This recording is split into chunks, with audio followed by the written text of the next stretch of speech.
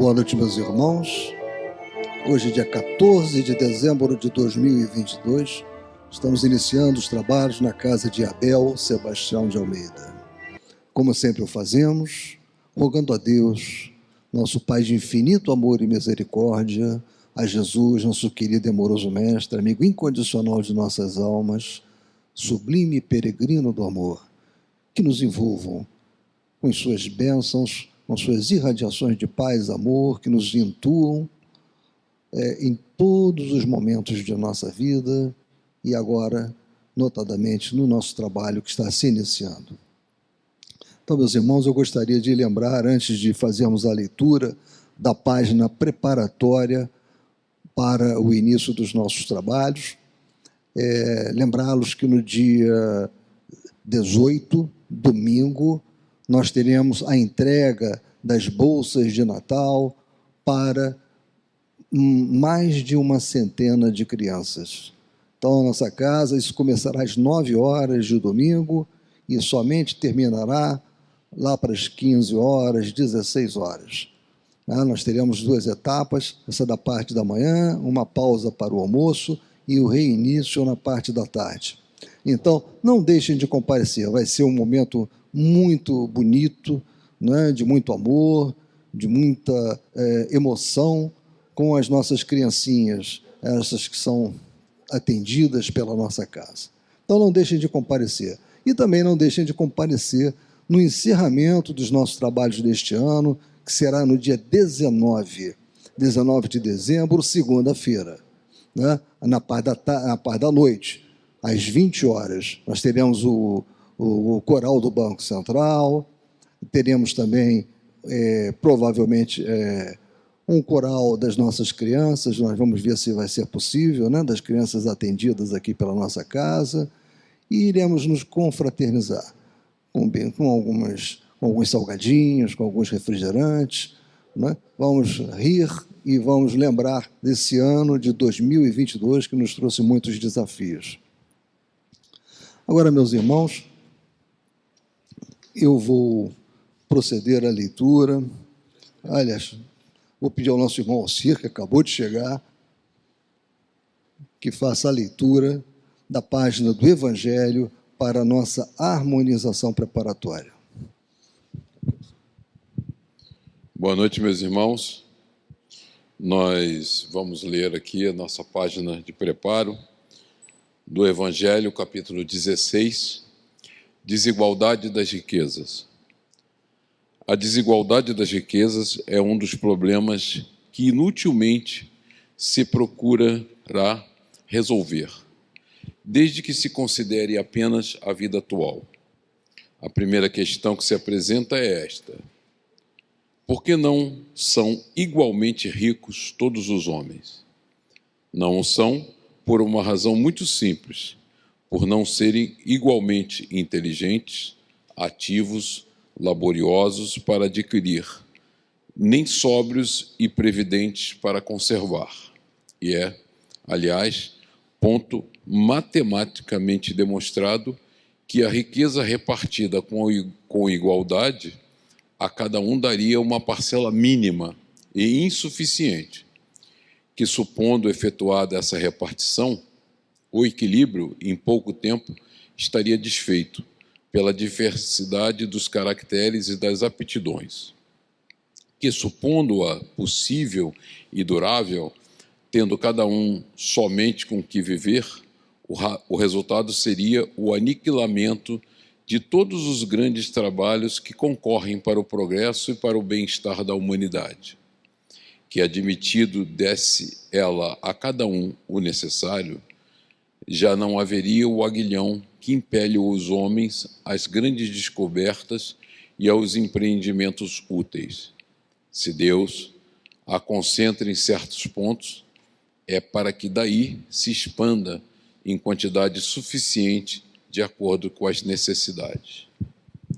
Admitido isso, pergunta-se por que Deus a concede a pessoas incapazes de fazê-la frutificar para o bem de todos. Ainda aí está uma prova da sabedoria e da bondade de Deus. Dando-lhe o livre-arbítrio, quis ele que o homem chegasse por experiência própria, a distinguir o bem do mal, e que a prática do primeiro resultasse de seu esforço e da sua vontade. Não deve o homem ser conduzido fatalmente ao bem, nem ao mal, sem o que não mais fora senão instrumento passivo e irresponsável como animais. A riqueza é um meio de o experimentar moralmente, mas como, ao mesmo tempo, é poderoso meio de ação para o progresso. Não quer Deus que ela permaneça longo tempo improdutiva, pelo que incessantemente a desloca. Cada um tem de possuí-la para se exercitar em utilizá-la e demonstrar que uso sabe fazer dela. Sendo, no entanto, materialmente impossível que todas a possuam ao mesmo tempo, e acontecendo, além disso, que se todos a possuíssem, ninguém trabalharia, com que o melhoramento do planeta ficaria comprometido. Cada um a possui por sua vez. Assim, um que não a tem hoje já teve ou terá noutra existência. Outro que agora tem, talvez não a tenha amanhã. A ricos e pobres, porque sendo Deus justo, como é, a cada um prescreve trabalhar a seu turno. A pobreza é para os que sofrem. A pobreza é para os que a sofrem a prova da paciência e da resignação. A riqueza é, para os outros, a prova da caridade e da abnegação. Deploram-se, com razão, o péssimo uso que alguns fazem das suas riquezas, as ignóbeis paixões que a cobiça provoca, e pergunta-se: Deus será justo dando-as a tais criaturas? É exato que, se o homem só tivesse uma única existência, nada justificaria semelhante repartição dos bens da terra. Se, entretanto, não tivermos em vista apenas a vida atual e, ao contrário, considerarmos o conjunto das existências, veremos que tudo se equilibra com justiça. Carece, pois, o pobre de motivo assim para acusar a providência, como para invejar os ricos e estes para se glorificarem do que possuem.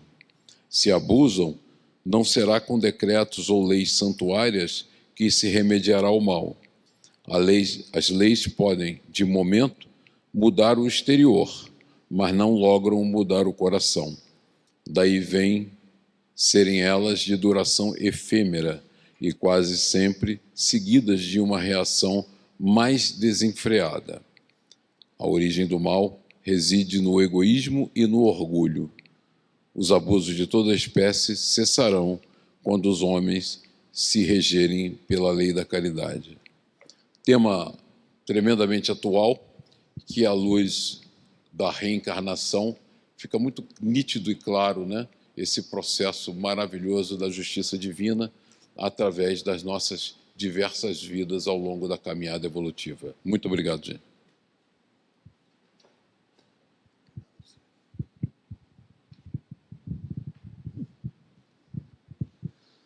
Bem, meus irmãos, após a leitura desta página preparatória dos nossos trabalhos, feita pelo nosso irmão Alcir Mesquita, nós vamos prestar a máxima atenção ao nosso querido irmão Gilberto Mesquita, que vai nos brindar com o estudo do capítulo 13, itens 8 a 10, da obra Diversidade dos Carismas, do saudoso Hermínio Miranda. Que ele seja muito inspirado nesta noite.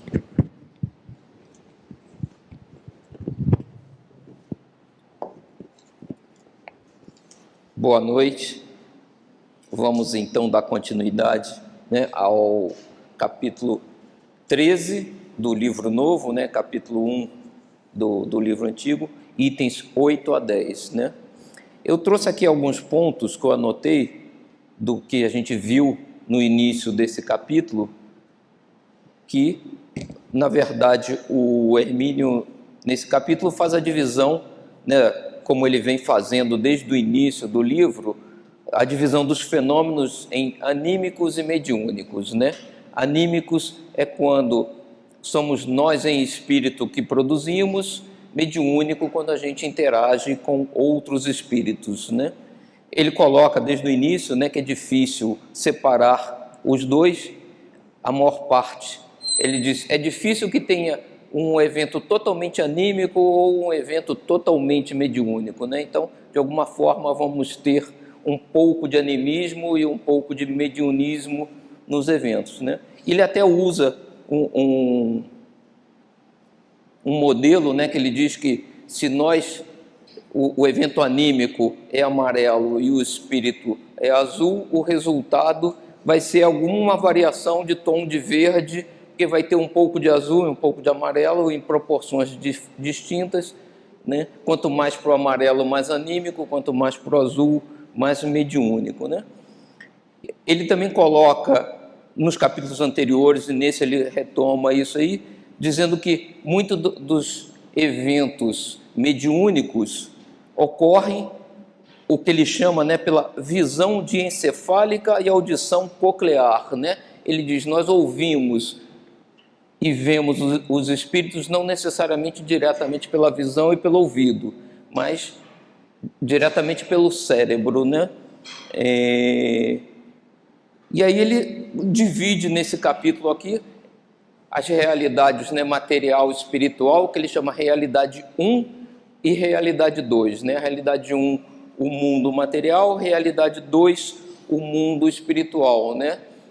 Em dos estudos que eu fiz, a gente vê que a ciência coloca o mundo material como a realidade local e o mundo espiritual como a realidade não local, a não localidade, né? Sendo que a não localidade é o mundo das probabilidades, né? Então, no mundo espiritual, existem probabilidades que se tornam reais no mundo material, né? Então, esse é mais ou menos o ponto em que a gente estava no estudo, né? E a gente, então, começa esse capítulo, ele citando aqui, o título desse capítulo, item 8, né, o ponto 8, uma conceituação mais precisa para o médium. Então, ele vai pegar esses conceitos todos que ele vem trabalhando agora e vai tentar convergir, né? E ele começa com um exemplo que ele diz, no famoso banquete de Baltazar, narrado na Bíblia, é o Antigo Testamento, né?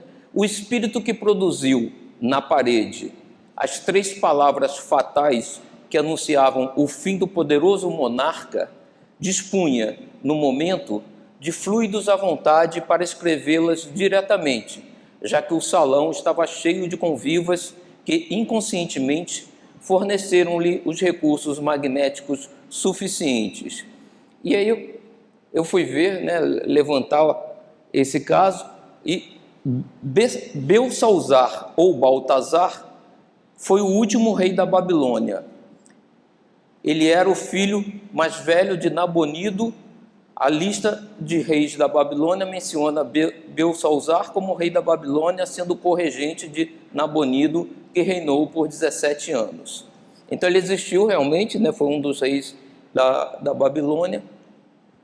E aqui a gente tem essa descrição que o Hermínio cita no capítulo 5 do livro de Daniel, porque os babilônios invadiram Israel e escravizaram os israelitas, né? E destruíram o templo de Davi, né? O templo de Salomão, e levam os israelitas como escravos para a Babilônia, né?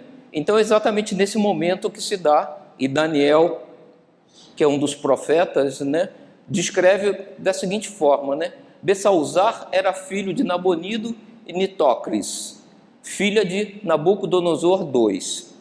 Quando jovem, deu uma festa para 1000 de seus lordes e, animado pelo vinho, mandou trazerem os vasos sagrados que o seu pai, ou mais precisamente avô Nabucodonosor, havia pilhado do templo de Jerusalém e, com seus príncipes, bebeu neles. Então eles tinham pilhado, destruíram o templo e levaram os copos e utensílios que eram do templo, né, sagrados para os israelitas, né? Para a Babilônia, né? E ele continua: de repente apareceu uma mão que escreveu na parede o julgamento de Deus. As palavras eram Mene, Tekel e Parsim. Belsazar clama aos sábios, estes são incapazes de ler as palavras. Então a sua rainha adverte que Daniel, renomado ancião, pode ler e interpretar. Daniel é amigo de seu falecido pai Nabucodonosor, que percebe que seu filho se tornou arrogante, vendo que Belsazar blasfemou contra Deus, né, por ter utilizado os utensílios de forma festiva, né, na recepção. Então, Daniel lê a mensagem e a interpreta. E segundo Daniel, essas 3 palavras queriam dizer: Deus tem abreviado os dias de Belsazar e serás vencido. O império babilônico será dado aos medos e persas. Na mesma noite foi morto Belsazar, rei dos caldeus babilônios, e Dario, o Medo, tomou o império com a idade de 62 anos. Então, realmente, a mensagem que a mão que surge, né, se materializa e escreve na parede, acontece, né? E aí o Hermínio continua aqui: de minha parte, tenho certa relutância em classificar essas pessoas como médiuns, no sentido específico da palavra. E aí aqui, opinião, eu marquei aqui, né, porque essa é a opinião de Hermínio de Miranda, que eu tenho algumas dúvidas quanto a esse posicionamento, mas vamos seguir, que ele vai explicar melhor aí a visão dele, né? Mas o que ele está dizendo é: aquela mão aparece no salão de festas e escreve com a capacidade de alguns presentes que cedem ectoplasma, cedem energia para que aquele espírito possa se manifestar, né? Então, Hermínio está dizendo que ele não vê esse evento como um evento mediúnico, né? Tá ligado? Alci, abre aí, Alci, o microfone. Eu só acrescentaria o seguinte: quando você fala isso, tinha os convivas ali. Quando você vai a uma sessão de materialização, e eu já fui a algumas, no Cristo Consolador em outros locais, é muito interessante essa conjugação de forças para que uma situação como essa mostre quais são essas, assim.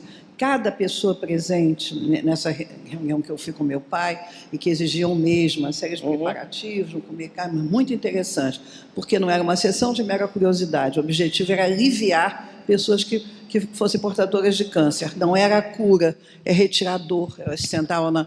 Muito interessante. Então não havia curiosos, havia diretores, pessoas ligadas à doutrina, e todas as pessoas eram pesadas antes e depois. Não, pelo amor de Deus, não é um convite a regime, mas eu quero dizer que perdiam, de um modo geral, 200, 100 gramas nisso. Então, eles diziam, então é assim, quase que um tripé. É a ação do mundo espiritual, o médium que vai ficar gemendo lá e cedendo, mas, às vezes, recursos que eles tiram da natureza, os espíritos, mas a sessão fluídica, todos, de um modo geral, perdiam em maior ou menor proporção, né? Então, é isso mesmo que você acabou de dizer, eu só estou ilustrando dentro de uma atualidade, né? Sim, sem dúvida nenhuma, e eu também, a gente vai ver mais adiante, eu trago um depoimento de André Luiz exatamente nesse sentido, né? Então, é uma visão particular de Hermínio, mas é porque a gente vai ver, ele separa mediunidade de efeitos físicos da mediunidade que tem elementos intelectuais, mas tem as suas peculiaridades, esse tipo de ação, né? E ele continua, então: é que a manifestação não ocorre através delas, como na psicofonia, onde, atuando sobre os controles mentais do médium, o espírito parece falar pela boca do médium, ou na psicografia, ao escrever por suas mãos. No caso do poltergeist, da escrita ou voz direta, e aí eu coloquei aqui, né, chamado pneumatografia, o termo cunhado por Allan Kardec para denominar um tipo de fenômeno mediúnico em que um espírito se comunicaria por via escrita, sem o auxílio de um médium psicógrafo. Ou seja, as palavras escrevem no papel, aparecem escritas sem que o médium tome do lápis para escrevê-las, né? É por isso também chamada de escrita direta. Ou até mesmo da vidência.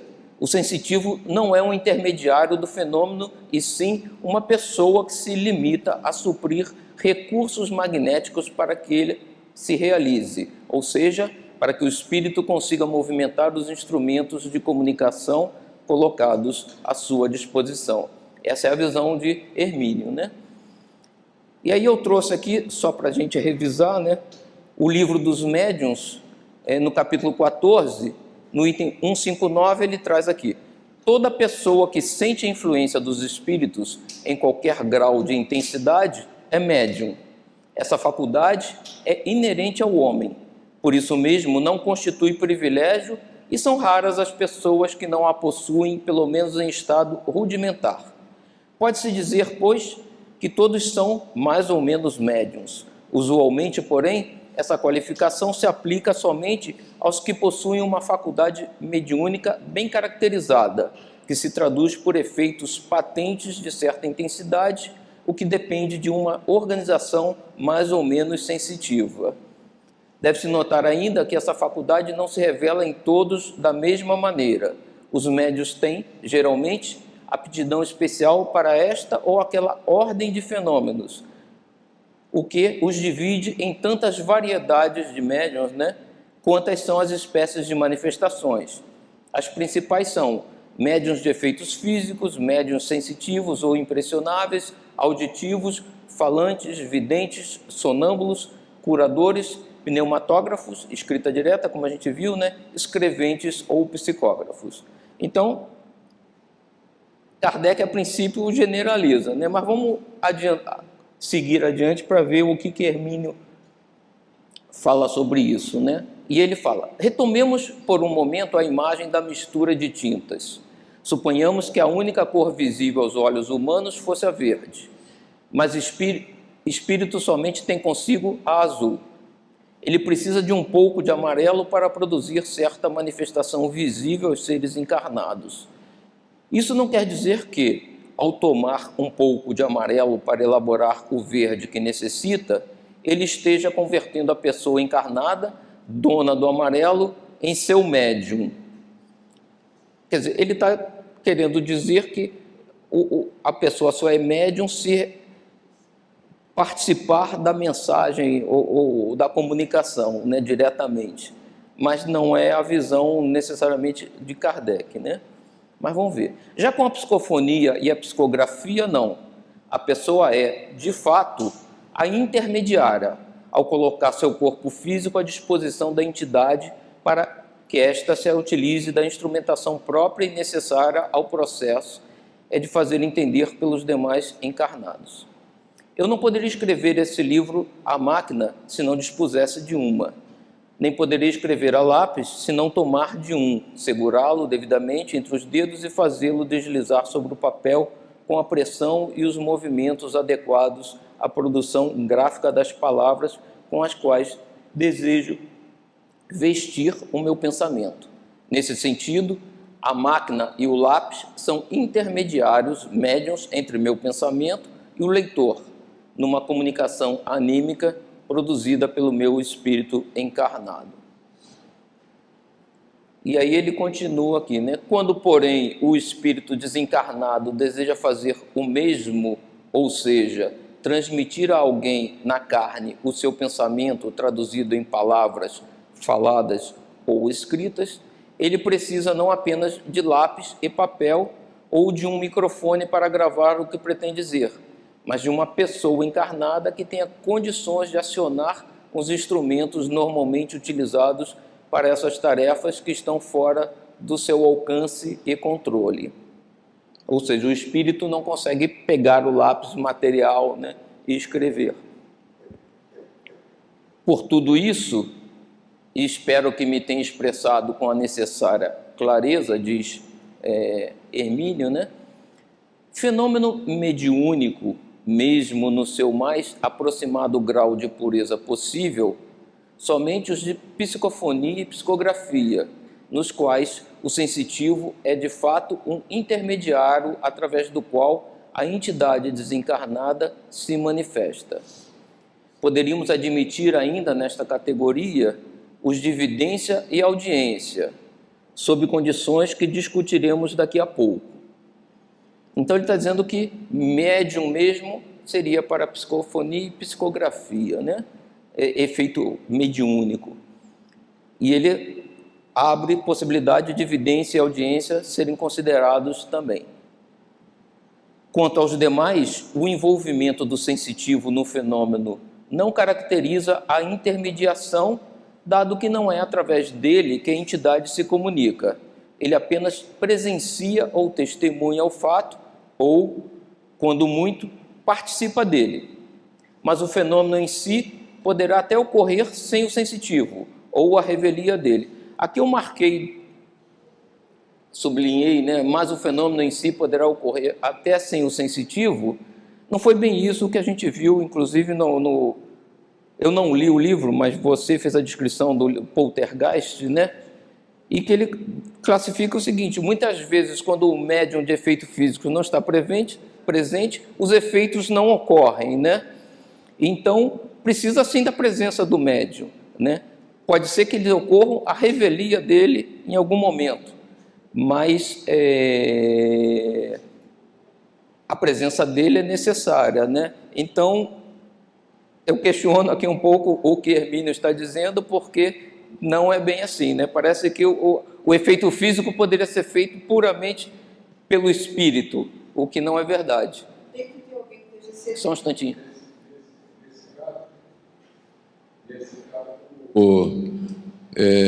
Nós poderíamos considerar que as mesas girantes não tinham médiuns envolvidos. Exato, que porque eles estavam cedendo energia, as mesas se movimentavam, então não tinham médium, não era um fenômeno mediúnico.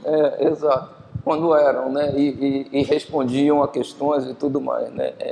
Então, e aí, nesse caso, tínhamos o efeito físico e o intelectual, né? Então, é um pouco questionável essa visão dele aqui, né? Mas ele continua. Por conveniência didática, disse que esse médium é de efeitos físicos. Aquele é vidente, o outro é psicógrafo. Na realidade, médium mesmo, no verdadeiro sentido da conceituação proposta por Kardec, é aquele que serve de intermediário, e não o que apenas entrega a sua cota de magnetismo ou ectoplasma para que o fenômeno se produza, ou que a ele assista como espectador, ainda que privilegiado. E aqui eu trouxe, né, ectoplasma, do grego ectos, externo, e plasma, algo moldado ou formado, é o termo usado no espiritualismo para definir a energia espiritual exteriorizada pelos médiuns. O termo foi criado em 1894 pelo pesquisador Charles Richer, né? Então, essa energia na forma de ectoplasma, que leva alguma parte material do nosso organismo, né? Como a Gesilda comentou agora, as pessoas que cedem ectoplasma perdem peso, né? Porque eles estão cedendo parte da energia e parte material, né? do corpo, para que os espíritos utilizem isso nos seus efeitos, né? Então, eles estão tomando parte e eles têm que estar presentes, né? Aqui.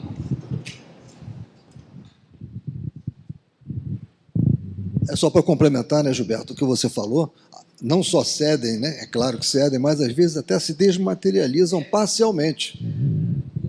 O Hermínio cita isso aqui.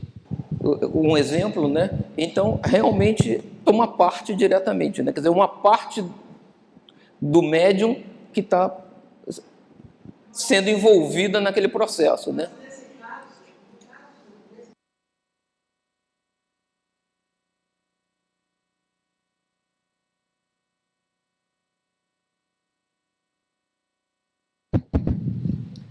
Oi. Mas, nesse caso, o médium, ele absorve a energia dos participantes, né? Então, ele faz como se fosse um depósito desse magnetismo, e na hora que ele vai fazer o fenômeno, ele utiliza esse magnetismo que ela Também, absorveu. mas usa parte dele também. Sim, sim, é dele, isso. do E dos- ambiente sim.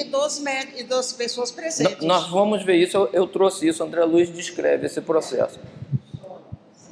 Aqui, Dionísio, precisa sim, senão quem está em casa não ouve o que você fala. Não, esse assunto é bem interessante.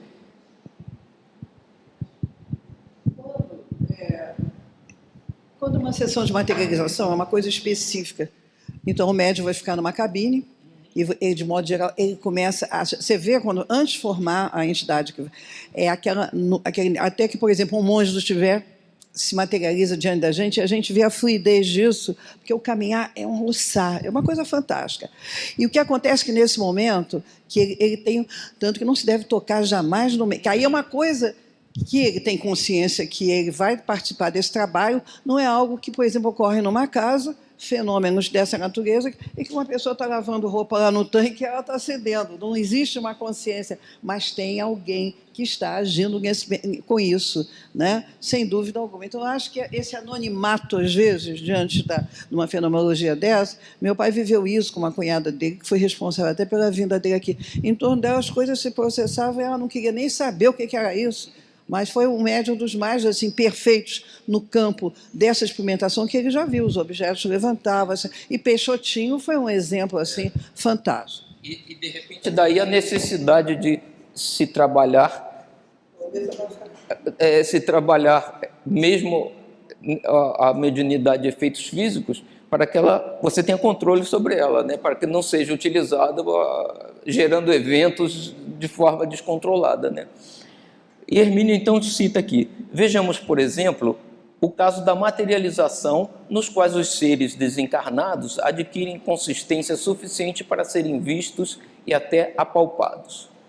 Espíritos especializados no assunto retiram dos presentes e de outras fontes de energia recursos suficientes para que a materialização se produza. O espírito manifestante, como que aprisiona temporariamente nas malhas do campo magnético do seu próprio perispírito as substâncias assim recolhidas e consegue adensar-se suficientemente para se tornar visível. Qual será, contudo, o grau de participação e envolvimento do sensitivo em tais fenômenos? Quem está questionando é o próprio Hermínio de Miranda, né? E aí ele diz aqui ainda, né? Eu coloquei aqui uma foto que a gente vê exatamente o que a Gesilda estava descrevendo, um médium em transe, cedendo energia, né, e um espírito materializado atrás dele e o Chico Xavier ao lado acompanhando o processo, né? E aí ele diz, né, em experiências controladas por cientistas idôneos, verificou-se que o ser materializado tinha aproximadamente o peso que faltava ao sensitivo presente. Numa de tais experiências, Madame d'Espérance ficou com metade de seu corpo desmaterializado, o que o Dionísio comentou, na presença de Alexandre Aksakoff e outros. Ao cabo de algum tempo, seus fluidos lhe foram devolvidos e ela recompôs seu corpo físico que sumira, né, da cintura para baixo.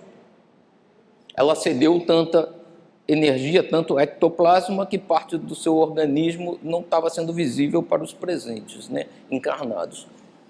E aí ele diz, não estamos com isto questionando a classificação proposta em O Livro dos Médiuns. Há médiuns facultativos, involuntários, impressionáveis, audientes, falantes, videntes, sonambúlicos, curadores, pneumatógrafos, né, escrita direta, mecânicos, intuitivos, semimecânicos, inspirados de pressentimentos, bem como tipólogos, motores de translação de efeitos musicais, de aparições, de transportes proféticos, pintores, novatos, improdutivos, lacônicos, explícitos e tudo mais que ali se encontra devidamente estudado. Então ele diz que concorda com o que, como Kardec classifica, mas, por outro lado, ele diz que nesses casos de efeito físico, não seria um fenômeno mediúnico, porque não tem a intermediação do médium diretamente. Conteúdo, né? E ele diz ainda: todo esse desdobramento minucioso e competente tem por finalidade colocar, num quadro tão abrangente quanto possível, os diferentes tipos de manifestação e as peculiaridades e características de cada sensitivo. As duas grandes categorias básicas, contudo, vê o item número 187 de O Livro dos Médiuns, são a de médiuns de efeitos físicos e médiuns de efeitos intelectuais. Então aqui ele está, Hermínio de Miranda, colocando o raciocínio dele, né? Ele está dizendo o seguinte: o próprio Kardec divide a mediunidade em médiuns de efeitos físicos e médiuns de efeitos intelectuais, né? O que a gente vai ver é que Hermínio de Miranda está dizendo, na verdade, efeito mediúnico é o que envolve os efeitos intelectuais, né? Se prestarmos suficiente atenção ao que escreveu Kardec, poderemos perceber com nitidez a matização de sua conceituação acerca das duas categorias. E aí Hermínio diz ele, o Kardec, né, que médiuns de efeitos físicos são os que têm poder de provocar efeitos materiais ou manifestações ostensivas, ao passo que os médiuns de efeitos intelectuais são os que são mais aptos a receber e transmitir comunicações inteligentes. Esse destaque é do próprio Hermínio, né? Nessa segunda categoria, né, dos efeitos intelectuais, né, o sensitivo é de fato um intermediário, dado que recebe, processa e transmite uma ideia, um pensamento, uma impressão visual, auditiva ou intuitiva. No outro caso, não, ele apenas provoca efeitos materiais, emprestando um pouco de suas energias para que os próprios espíritos produzam as manifestações desejadas. É uma forma de ver, né? Questionável, mas é uma forma de ver, né? E aí ele coloca ainda, né? Não há dificuldade em demonstrar essa realidade, ou seja, a de que, no fenômeno intelectual, o espírito do médium participa e, por conseguinte, pode interferir com intensidade maior ou menor, ao passo que, no fenômeno físico, seu poder de controlar ou influir é praticamente nulo. Eu também questiono esse ponto, né? Quer dizer, ele tem poder nulo, vamos dizer assim, de controlar o resultado, mas ele pode controlar a ocorrência ou não do processo como um todo, né? Porque ele pode, através da sua mediunidade, ceder ou não recursos, se ele tivesse controle, se ele se desenvolver e tivesse controle, né? Se um espírito turbulento, desejoso de produzir uma manifestação de poltergeist, faz despencar uma panela da prateleira da cozinha ou um copo de cima de uma mesa, o sensitivo não poderá obrigar a panela ou o copo a cair suavemente, sem estrondo ou fratura. O espírito pode fazê-lo. Se provoca incêndio em peças de vestuário ou em móveis, não consegue fazer com que o fogo queime menos, mesmo porque, muitas vezes, a pessoa encarnada que provoca tais incidentes e acidentes não tem a mínima consciência do seu envolvimento no fenômeno. O verbo provocar tem muitos sentidos. O caso sob exame, porém, é o de número 4 do Aurélio. Ele está dizendo que ele está avaliando o verbo provocar sobre a visão, a definição número 4 do dicionário do Aurélio, né? Que seria: provocar é tornar fácil, promover, facilitar. Na língua original em que escreveu Kardec, encontramos provoquer, no Larousse, como produzir, ocasionar, favorecer. Ficamos com este último sentido. Realmente, o médium de efeitos físicos é um facilitador do processo de efeito físico, mas é parte integrante do processo. Só ocorre se o médium ceder energia suficiente para aquilo ocorra, né? E ele fala, tanto é esse o pensamento de Kardec que ele escreve mais adiante. Sob a denominação de médiuns de efeitos intelectuais, abrangemos os que podem, mais particularmente, servir de intermediário para as comunicações regulares e integrais. Allan Kardec, na edição de 1975. Ou seja, conclusão aqui do Hermínio, né? Intermediário mesmo e, portanto, médium, no exato e amplo sentido do termo, é aquele que recebe e transmite comunicações inteligentes, e não o que apenas provoca manifestações ostensivas. Não que a palavra seja inadequada, mas não deve ser tomada em ambas as categorias pelo seu valor absoluto quando o próprio codificador a desejou matizada. Matizada é com diferentes matizes, né? Sim, são efeitos diferentes, né? Efeito físico e efeito intelectual, né? Kardec já colocava isso sem dúvida nenhuma, né? Mas são efeitos em que, de alguma forma, se não intelectualmente, o médium está interagindo materialmente, que seja, com um espírito, porque o efeito só ocorre se houver um médium e um espírito, né? Qualquer desses efeitos físicos. O médium sozinho não consegue provocar o efeito, o espírito sozinho não consegue provocar o efeito, né? E ele continua, o Hermínio de Miranda, né? Por outro lado, Kardec ensina também que as diferentes espécies de manifestações estão numa ou noutra das duas categorias, mas que algumas delas participam de ambas, ou seja, tem um componente físico e um efeito intelectual. Para ser mais específico, se analisarmos os diferentes fenômenos produzidos sob a influência mediúnica, veremos que, em todos, há um efeito físico e que aos efeitos físicos se vê ali quase sempre um efeito inteligente. É o exemplo que o Alcir falou das mesas girantes, né? Elas se moviam, mas elas não apenas se moviam, elas respondiam a perguntas, né? Então você tinha o efeito físico do movimento das mesas, mas tinha a manifestação do espírito respondendo aos questionamentos, né? Os códigos que obedeciam. O que ele está querendo dizer é que a resposta vinha do espírito, não vinha do médium, né? O médium cedia energia para que o espírito movimentasse a mesa e respondesse, né? Mas estávamos interagindo de alguma forma com os espíritos através da energia que o médium permitia para que as mesas se movimentassem, né? Esse axioma logo, o efeito inteligente, veio uma causa inteligente. Veio daí, né? Exatamente. A mesa não só apenas se movia, mas obedecia comandos, então tinha uma resposta inteligente, né? E Hermínio continua. É certo isso também.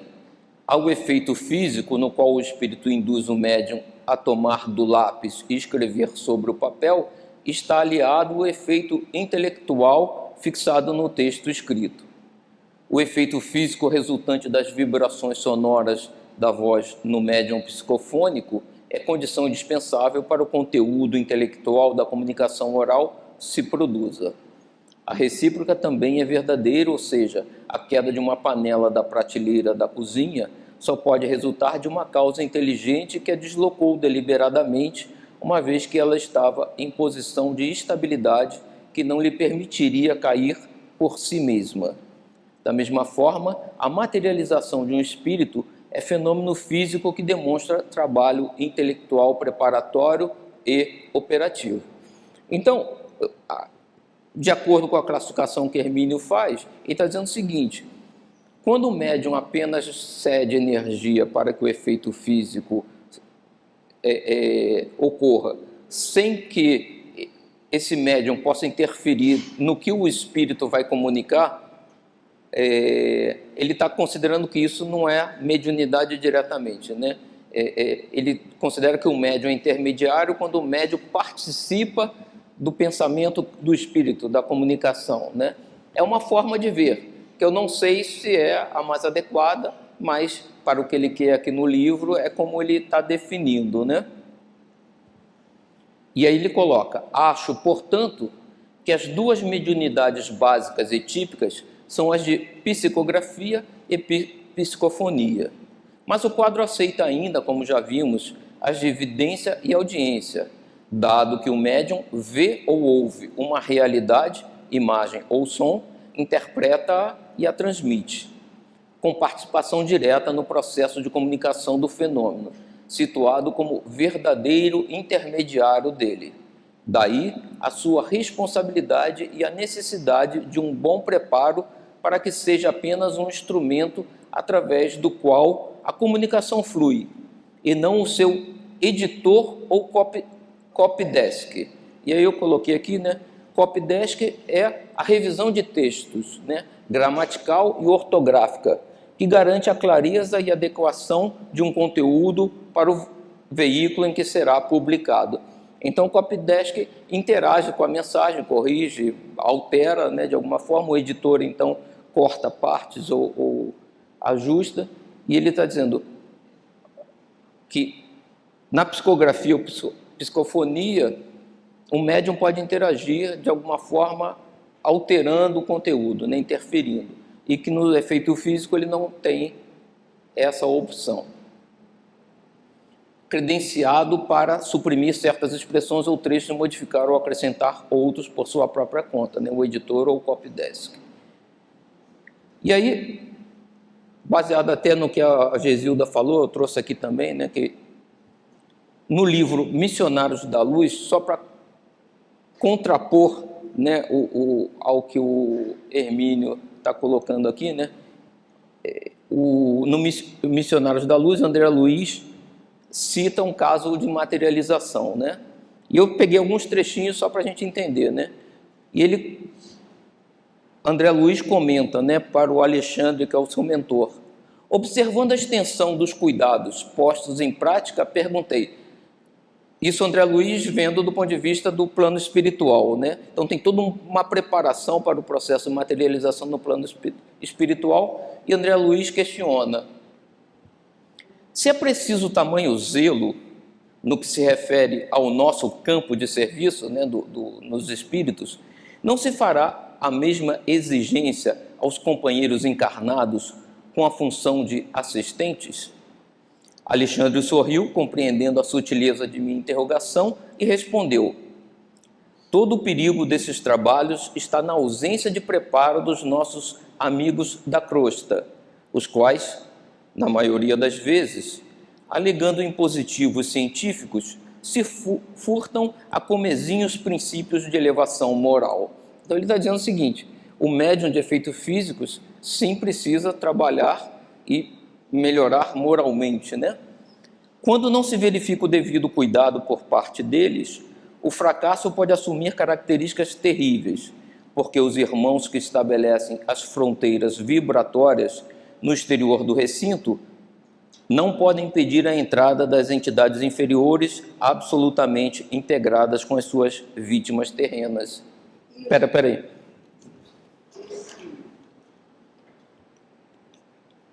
Alcir? Esse processo, quer dizer, todo o perigo nesse trabalho está na ausência do preparo. Por isso que nessa reunião, por exemplo, que era só convidado, pessoas já espíritas e que durante um mês se preparavam para um trabalho de cura. Não era aquela coisa de você ficar na cadeira vendo como é. Não era isso. Era você se colocar. E a gente verificava o efeito disso. Meu pai conseguiu, conversando com uma senhora que já vi paciente dele há muito tempo. Ela falou: você aqui? Ela falou: doutor Valente, eu estou portadora de um câncer, mas com esses trabalhos aqui, não é que eu tenha ficado curada, mas a dor desapareceu. E quantos ali eram operados? Você via resquício de sangue e tudo. Chico Xavier fazia aquilo, coitado, ele muito ingênuo, ele ficou quase como um objeto na mão daqueles países ditadores, aquelas pessoas que perto dele tudo pululava, até que purulentos se manifestam. Vamos terminar com isso. Sua tarefa é o livro espírita. É ali que vai. Aqui é fogo de artifício. Você se deslumbra, vai embora e nada vai realizar, né? Então é preciso Verdade. compreender a importância disso. Mas para que ele ocorra de forma efetiva, o processo de materialização, sim, precisa que o médium esteja preparado, apesar dele não participar do efeito final intelectual do processo, mas ele tem que estar preparado, ou seja, o médium também precisa de um preparo, não é só o médium que participa do processo intelectual que precisa. E aí continua, em mais um trecho do livro do Missionários da Luz, ele diz, né, esses amigos, explicou o meu generoso instrutor, estão encarregados de operar a condensação do oxigênio, os amigos espirituais, né, em toda a casa. O ambiente para a materialização de entidade do plano invisível aos olhos dos homens requer elevado teor de ozônio e, além disso, é indispensável semelhante operação a fim de que todas as larvas e expressões microscópicas de atividade inferior sejam exterminadas, ou seja, é bactericida, né?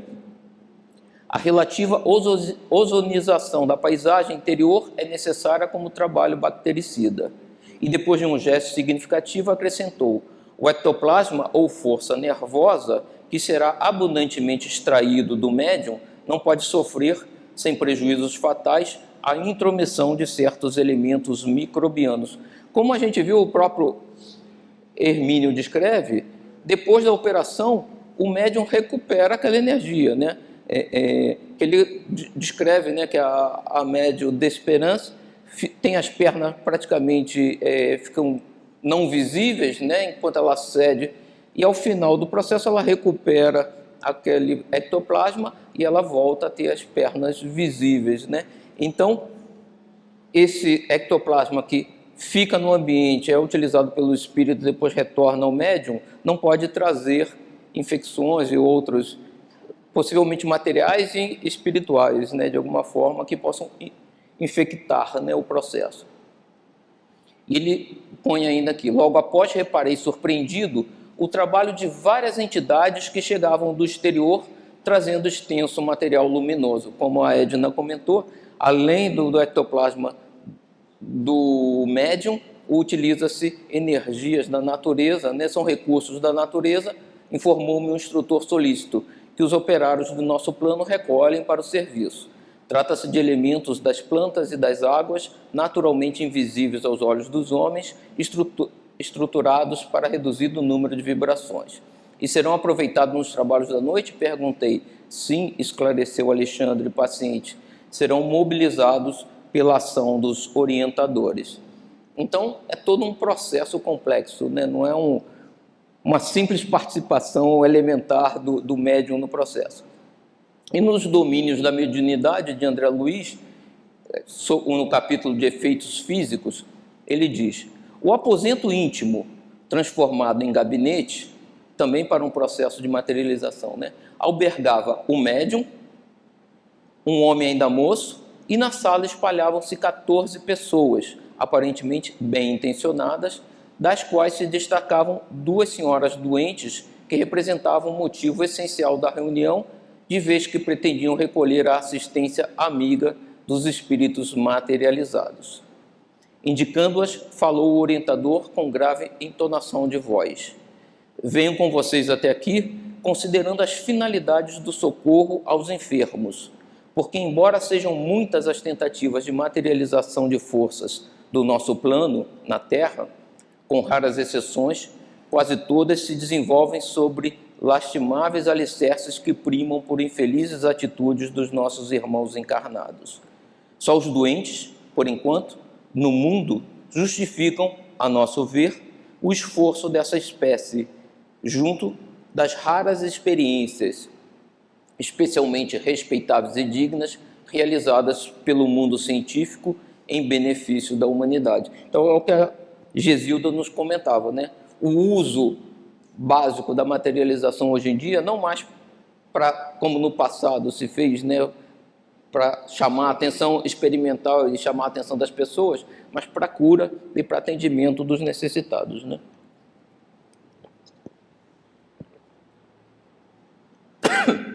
Então, desculpa. mesmo que... Desculpa, eu engasguei. Mesmo que o médium não participe do processo da cura em si, ele é indispensável para que o processo como um todo ocorra, né? Então, ele cede energia, que o espírito se materializa e o espírito consegue dessa forma realizar aquela cura, porque ele está utilizando os recursos do médium e daquelas pessoas que ali estão presentes. Então ele tem alguma participação ali, né? E ele precisa estar preparado para aquela função. E aí, exatamente, para terminarmos aqui, eu trouxe uma análise exatamente disso, minha, né? Eu entendo, né, que a preocupação do Hermínio Miranda nessa classificação não é excluir ou minimizar a importância das manifestações de efeito físico, mas ele quer demonstrar que a influência intelectual dos médiuns é muito maior nessas outras manifestações, né, psicografia, psicofonia, já que pode interferir mais diretamente no conteúdo das mensagens, no resultado intelectual do processo, né? Não quer dizer que o médium não tenha alguma influência nas manifestações de efeito físico, ou seja, as manifestações de efeito físico só ocorrem se houver um médium que ceda ectoplasma, né? Como André Luiz demonstra, através das lições dos livros Missionários da Luz e no Domínios da Mediunidade, o conhecimento, né, do médium, o comportamento, o pensamento e até mesmo o que o médium come, eu não coloquei essa parte, mas André Luiz cita isso, né, que nos dias que o médium vai participar de processos de materialização, não deve comer carne, não deve realizar algumas coisas, né, precisa estar equilibrado, com o pensamento focado. Então tem uma série tem todo um preparo do médium para isso, né? O médium também tem que se preparar para esse tipo de evento, né? Pode ter grande influência no resultado da manifestação. E no exemplo que Hermínio cita de espíritos que utilizam a energia do médium para derrubar pratos ou outros objetos de prateleiras, a educação e o desenvolvimento de suas capacidades mediúnicas pode evitar que essas energias sejam usadas sem a participação consciente do médium, né?